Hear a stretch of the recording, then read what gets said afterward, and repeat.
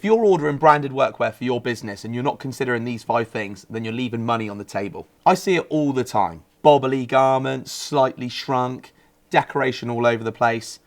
Let's get into the nitty-gritty of some of those mistakes. I'm Charlie and I'm the workwear expert, and I'm the co-founder of a company called Workwear Innovation, where we put your brand on stuff. We take loads of orders, and these are the things that I keep on seeing pop up. Problem number 1. Ignoring the working environment. Workwear can look great, but it needs to be functional. It's important to consider what environment you're working in. For example, you're working in a kitchen. Maybe let's go for something that can be washed at a high temperature, that can resist those sort of greases and those things that we come into contact with day in, day out. If we're working on site, let's look at something that has a little bit of strength. T-shirts that are not necessarily thin. T-shirts that have a little bit more substance. Maybe a higher quality, thicker, soft shell jacket to go with those garments. If you're working outside on sites, let's get some waterproof garments in there. Let's not just be trying to absorb some of that water with a soft shell jacket just because it's cheap. There is a simple fix for this. If you're working with your workwear supplier, tell them what it's being used for. Write down every garment that you need and everywhere that it's going to be used. These are really important decisions when it comes to picking the right garment. Problem number 2 is choosing the wrong decoration method. I think there's a general assumption here that there's only one way to skin a cat. There's not.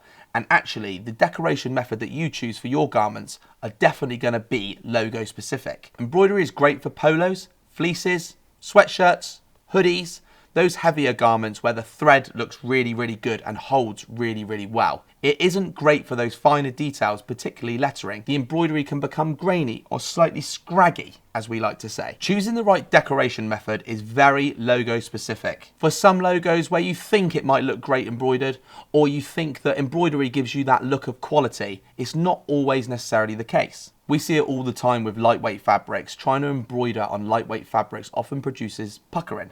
This is just where the fabric moves with the embroidery and gives those little humps that look like the item's really, really creased around the embroidery. For this example, we want to be looking at printing. Printing often replicates the logo a lot cleaner.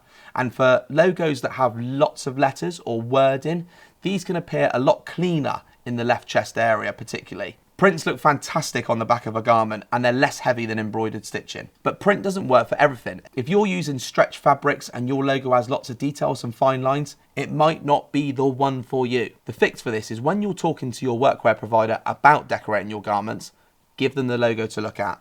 Ask them for their advice and maybe get a little test run of the print or the embroidery prior to it going on your chosen garments. Problem number 3 is using a logo that isn't print ready, and we see this one time and time again. People sending us low resolution artwork. It might be a screenshot from your phone, it might be a picture of a van or something that's been ripped off Facebook. We've all seen it. You know those pixelations, those little cubes you get around the outside of the artwork when you zoom into it on a screen?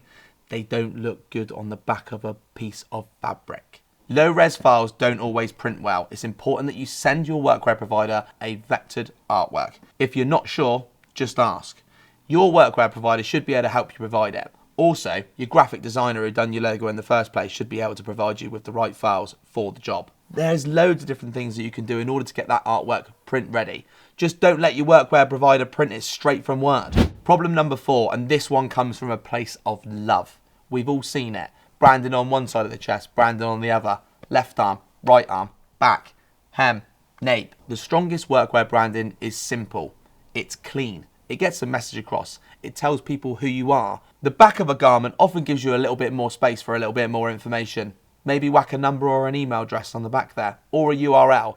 But I think trying to cram some of those things into smaller areas can often mean that the garment becomes a little bit too busy. The branding on the workwear is the first thing that people are going to see when they meet you. If that logo representation looks clean and professional, it's going to project confidence. When it comes to branding on workwear, less is more, clean always wins.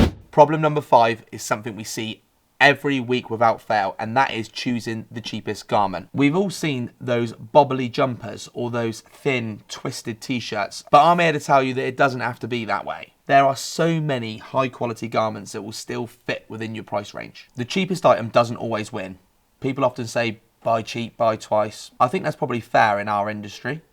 I think as you scale through those price brackets, the quality of the item provided is a lot better. If you were to pay a little bit more money for a garment and increase the weight of, say, a t-shirt by 40, 50 gram, the quality of that garment is going to be like 5-10 times better. It's going to last longer. It's going to wash better. It's going to bobble less. It's going to shrink less. The logo is going to carry on looking good on that item time and time and time and time again. I get it. You've got a budget. You want to stretch it as far as possible. It makes total sense. But here's what actually happens when you go for the cheapest garment on the list. Take a cheap t-shirt, for example.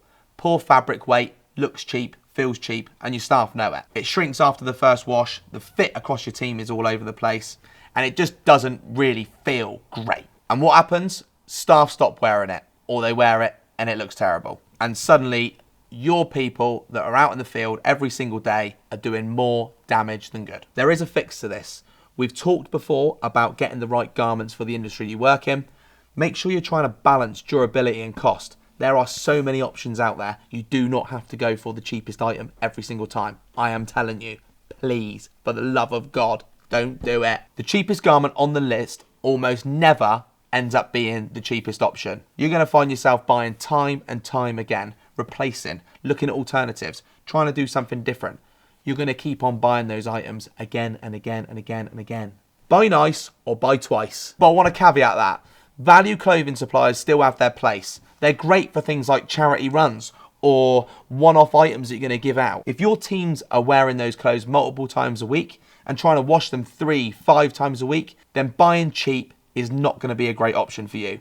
Try and look to spec up ever so slightly to make sure that you're getting something that is durable, a little bit higher quality, that looks good, feels good, is made with a little bit more love, care and attention. And actually, that is going to work wonders for how your brand is portrayed to your customers. There was once a time when buying the cheapest was the only option. That is not the case anymore. There are so many options out there that you do not have to go for the cheapest item on the list. Get advice. And if you're not getting advice, go somewhere different. So there you have it, 5 mistakes. None of them complicated and none of them expensive to avoid. But all of them come up constantly and all of them have an impact on the final result. Quick recap.